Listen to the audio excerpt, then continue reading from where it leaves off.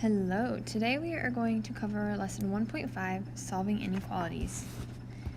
We are going to treat these a lot like solving equations, but instead of having an equal symbol, there is a less than, a greater than, a less than or equal to, or a greater than or equal to symbol.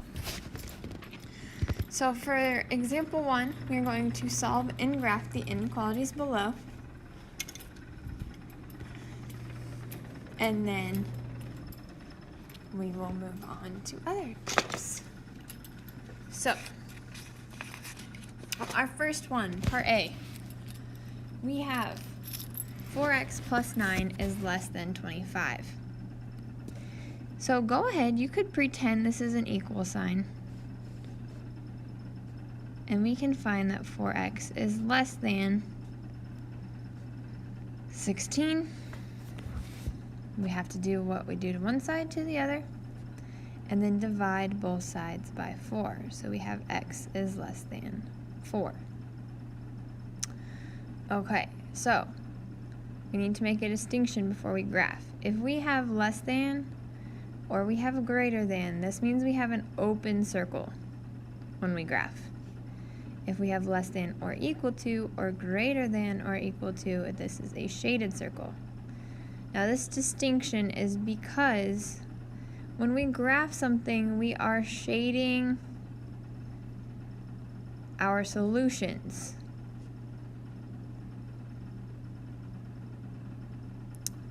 So we shade our solutions, meaning when we solve something, we cannot say that 4 is less than 4.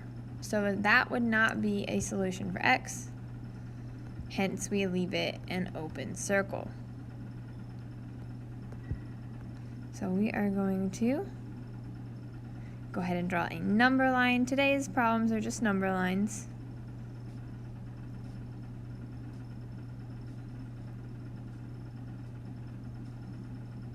An open circle at 4. And then we need all the numbers smaller than 4. So we shade numbers smaller or less than 4.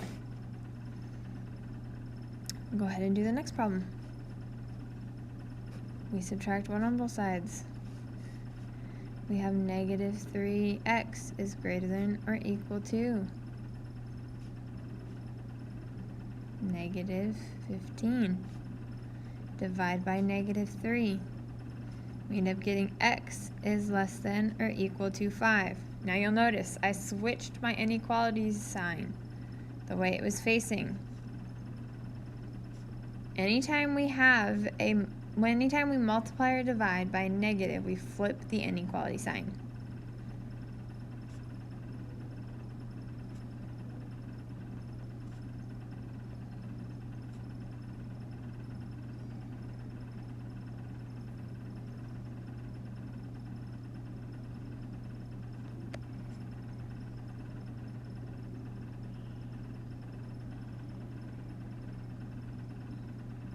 So keep that in mind.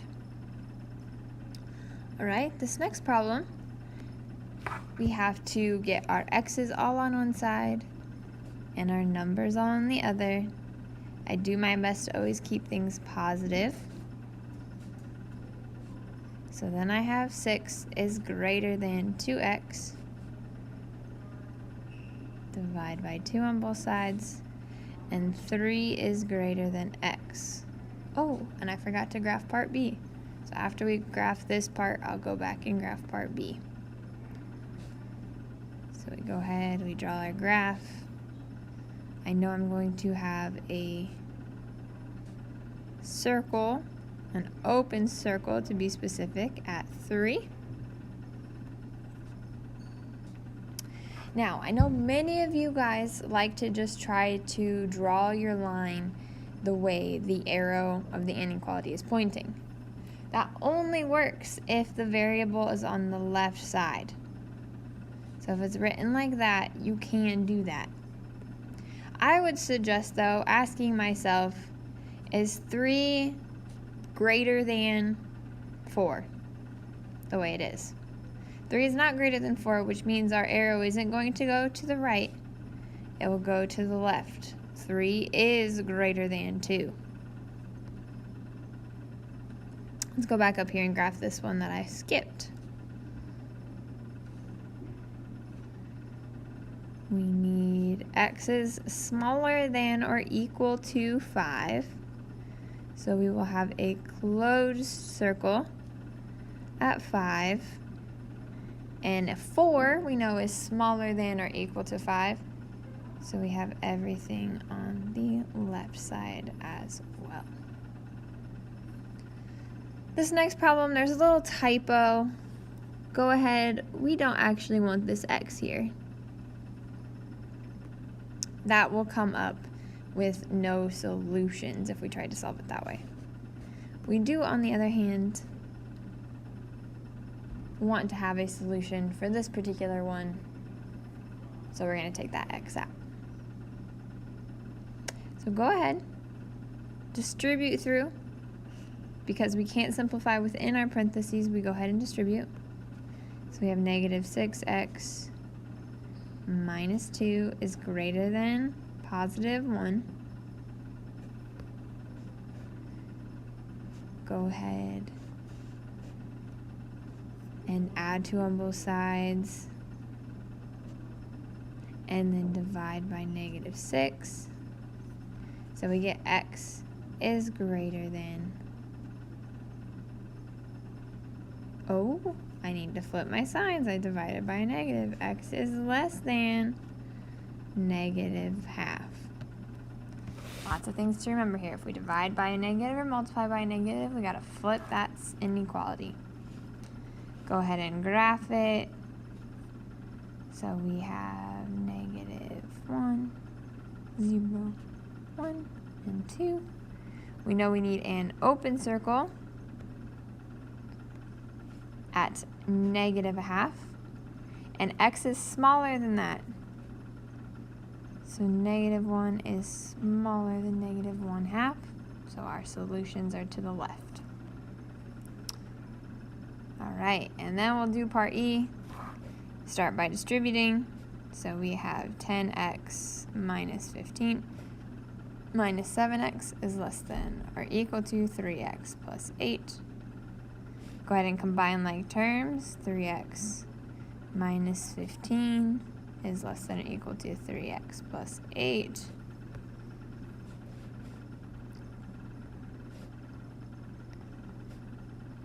Go ahead and solve.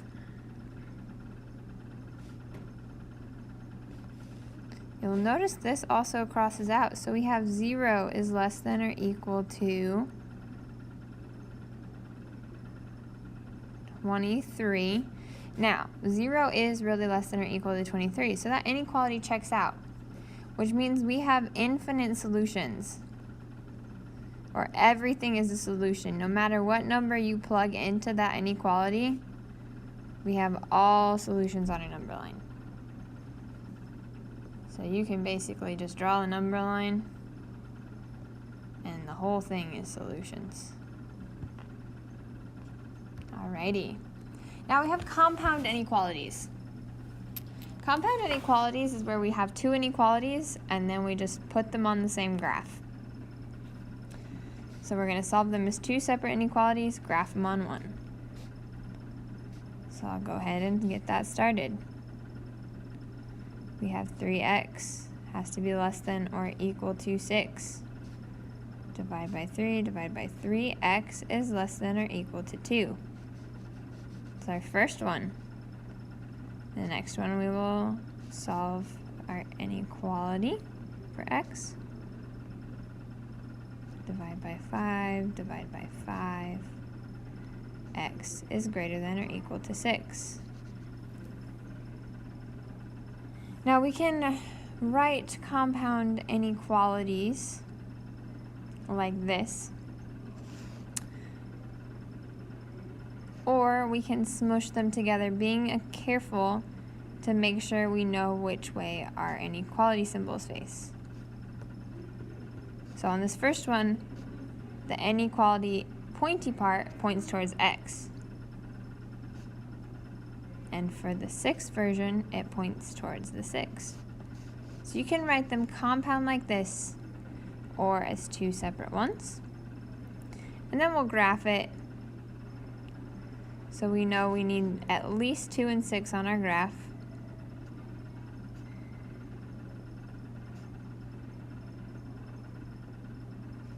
We know we have 2 closed circles, one at 2 and one at 6. I'm going to look at these guys down here as my separated inequalities. So I need x's that are smaller than 2. So 1 is smaller than 2, so this goes this way. And then I need x's that are bigger than 6. So I know this one goes this way. So almost every number is a possible solution to this inequality except for these ones that are not shaded, because we are shading our solutions. This one's similar. Go ahead and solve each of these separately.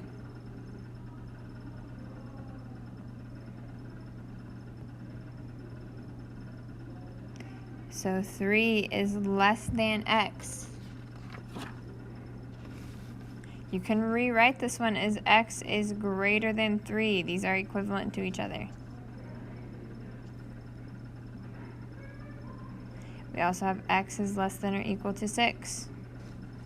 So we are going to graph these two.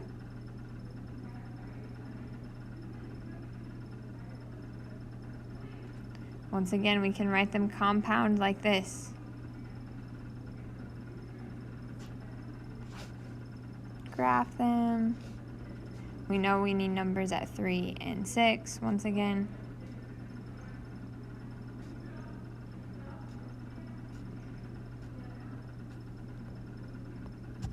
We know we have one open and one closed circle, so an open at 3, a closed at 6.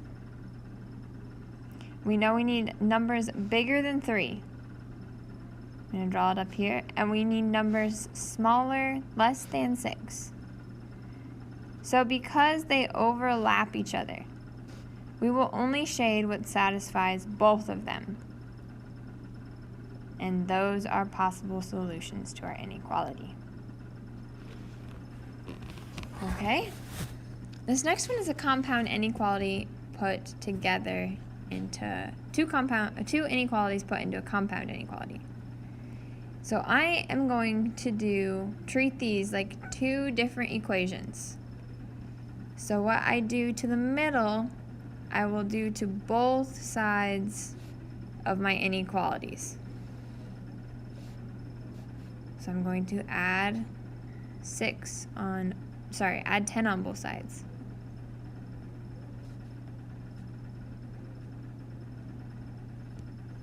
Then I'm going to divide by 6 on both sides.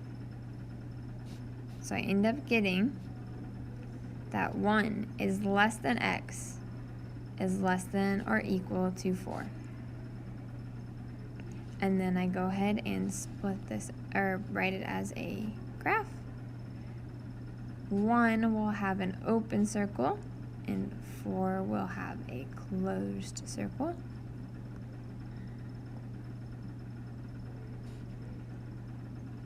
I know, once again, I need x's greater than 1, or 1 is smaller than the x's. So I know 2 is greater than 1. And then I need x's smaller than or less than or equal to 4. So once again, they overlap in the center region, so that is what satisfies them both. Lastly, we have example 3, a story problem. Use an inequality to solve the problem below. A movie rental company offers 2 subscription plans. You pay $36 a month and rent as many movies as you would like. Or you pay $15 a month and pay an extra $1.50 to rent each movie. How many movies must you rent in a month for the first plan to cost less than the second plan? So we have plan 1, where you pay a total of $36 a month. We have plan 2, and we want the first plan to cost less than the second plan, so I'm going to put a less than and bring that down. Plan 2 is a stable $15 plus $1.50 for any extra movies we rent, where M stands for movies rented.